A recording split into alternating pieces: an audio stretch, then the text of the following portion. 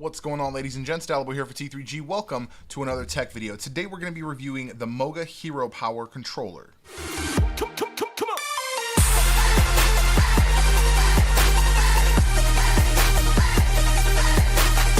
on. So let's talk about what's in the box first. What you get is obviously some paperwork, some warranty information, and then you get two cables. Now this is really nice because you get a charging cable for the controller itself, and then you get a little pass-through cable because this has an 1800 milliamp hour battery inside that you can charge your phone with. So while you're playing, you still get battery charge, which is really, really nice. Now, let's talk about the physical first.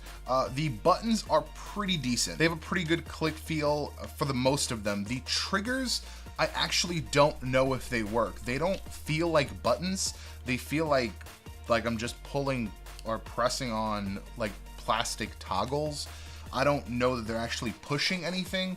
But they are labeled L2 and R2, so we're gonna see in a game if they actually ever work. I haven't found a game yet that works with these, or that requires them, but it's weird. I don't know. It's like a really weird feeling because you hear, and then the bottom, like almost nothing. Almost nothing. It's got the Xbox style joystick, so one is on the top left while the other one is on the bottom right, which I prefer because I've got big fingers, so if they were right next to each other in the heat of trying to squirrel away or whatever, or race, I could definitely see myself pushing my fingers together, which I end up with the DualShock controller pretty often.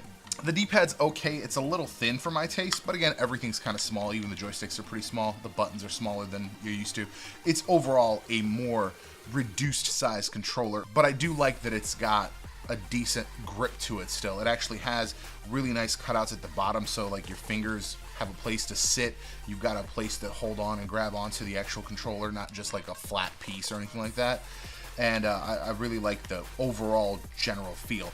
I've got really big hands, and this is still a really decent feeling controller in hand. Now you've got two ways to use this. You could use it with your phone separated and on its own stand, or just sitting up or whatever, or you can actually open the middle, and it's got a pretty wide, like a significantly wide spaced holder for your phone.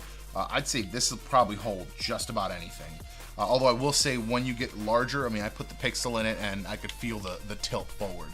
So you're gonna get an awkward feel if you have a larger phone like a iPhone Plus or one of the Notes or something like that. Speaking of Notes, I've got a Note 3 right here, and like I said, I definitely feel a drag on this side. But again, this is a Note 3. Now that's an older 5.7 inch screen, and I've still got about a 1/4 inch of space left here. So this is basically going to hold any phone you could find. Now, as you can see here, I've got the cable plugged in for the power. It's really nice. It's tucked in underneath, so it's not going to be in your way while you're playing. So, I've got this thing charging. As soon as you turn on the controller, it charges the phone, which is really nice. And then on the bottom, you've got an A-B switch. Now, here's the thing. A and B is, I was thinking originally when I first got it, I was like, this is going to be nice because you can pair it to two phones, right? And you can just play on whatever, but that's not actually correct. Both A and B need to be plugged into the same exact device to get the full features out of it.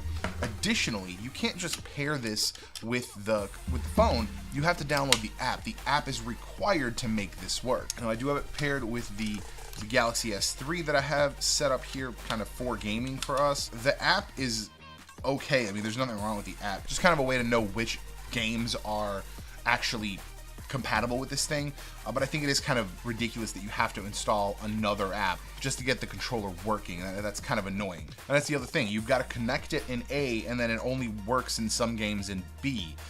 For instance, I tested it with, what is the game I downloaded here? Beach Buggy Blitz, and it only worked when I switched to B, and then I had to restart the game. So there is a considerable amount of kind of fuss you have to deal with, but once it's on, it works pretty well. Now, the one weird thing that I will say about the controller itself, it's got these two what look like metal contacts, and I have the genuine feeling that I should be able to plug this into some sort of dock or something, either for charging or I don't know, some sort of larger operation. But from the research I've done, there's no such thing. Not really sure what these metal contact points are, but I'm thinking maybe they're just like heat runoff for the battery or something like that. I don't know. It's just a weird little thing that I've noticed. I mean, like, if you didn't need these, why are they there? You know, I just don't get that part. Now, depending on your phone, how you're going to mount it is going to depend on your button placement. For instance, if I have this particular one, because the volume rocker's on the side, kind of, I don't want to say middle, but more like towards the middle on the left. If I have the volume rocker down, because the bottom is way sturdier, it pushes the volume rocker, so it always turns down the volume. Whereas up top, it is pushing it, like it's connecting, but it's not pushing it down as much. So that's kind of nice. Basically, this thing relies on friction, not so much pull, but because if you push down to the bottom, the lower section is way tougher, and therefore it pushes on the button. Now, one thing I will point out is if you actually search for some games through the Moga app, it's not quite up to date. For instance, there's this thing called Galaxy NGC3D HD. I don't know what it is, but it's a space shooter. I really like space shooters, so I was down to get that, but it's not available in the App Store anymore, or it's maybe renamed or something. But the link from the app does not actually work to the correct thing. So I don't know if the game's gone or whatever, but it's not a perfect application. Now, the app that you have to install is called Moga Pivot. We're gonna notch down the volume here. I don't want any copyright strikes against the music in the game, but this is Beach Buggy Blitz. I'm just using it to test this out. Now, you do still have to tap to play. I'm launching it outside of the app to verify that I actually can play this. So if I switch to B, say I can't do anything. Okay, so I can't do anything. We're gonna exit. So now it's on B, again, launching outside of the app. Okay, so launching outside of the app, it's got to be on B for this particular game for it to work. But when you're in the app, it's got to be on A. And I'm not really sure why that is, or why, you know, 2 states are required for this thing to work. Pretty straightforward as far as the usage once it's in. There's not really a whole lot to it. I mean, it's a controller, right? You control your characters as you would in any other game. But it's not perfect. You know, no Bluetooth controller is going to be perfect. There's lag. The kind of response that you get out of a game, you know, what kind of input it's looking for the best kind of maneuvers. You're never going to get that out of a controller, and it also is going to depend on the device. You know, this phone is older, so it's not really rendering everything at the speed that it could be, but it's overall, I mean, it's nice. Once you get it to work, once you get it set up, it's a fully workable accessory, really.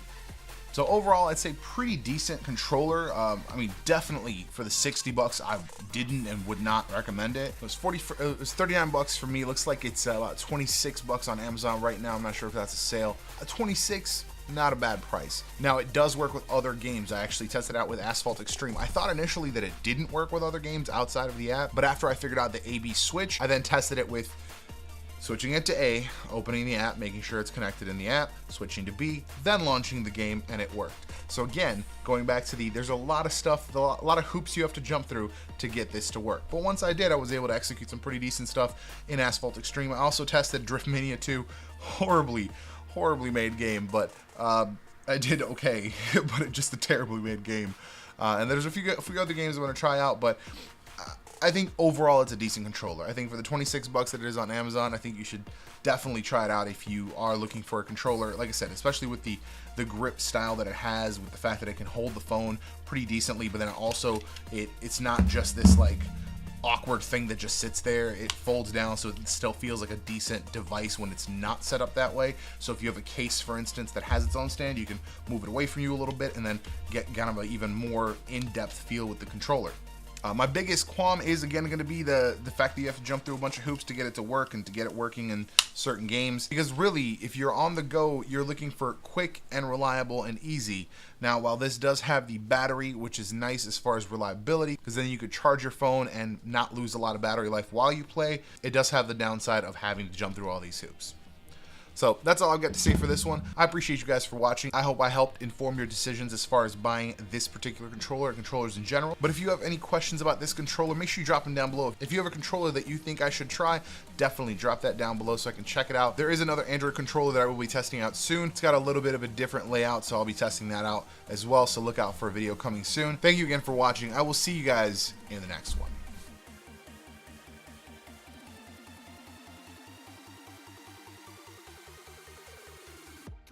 Look at you wait until the end. Yeah, you knew something was going on. Alright folks, it's time for the end of the year T3G giveaway. Nothing big, nothing major. Making their return from last year's giveaway since nobody claimed their prizes. Boom. We got some games for you. Got an Xbox copy of Titanfall, the original, and I think the expansion packs ended up being free after a while. So if you got an Xbox One but you're looking for something to play, granted, the campaign's not the greatest, but it's a fun multiplayer. We've got Mind Jack for the PS3, certified used from GameStop. And then we've got Remember Me, also PS3, certified used from GameStop. I'll be honest, I don't even know if they work, but theoretically they should work since they're from GameStop and they test them. I didn't test them because they've never actually been in my system. We also have one of the classic I'm Sorry Busy Gaming door hangers from the MSI G Series motherboards, and those are all joining the Turtle Beach P11 PS3/PC headset. This is a USB audio headset and will work with any PC and PS3. It also has a splitter cable so you can hook up directly into stereo audio ports. So you've got some options with this thing. It's actually the same one because of the color scheme. It matches the stealth color scheme I've got going with the gaming rig. So that's the one I use for gaming.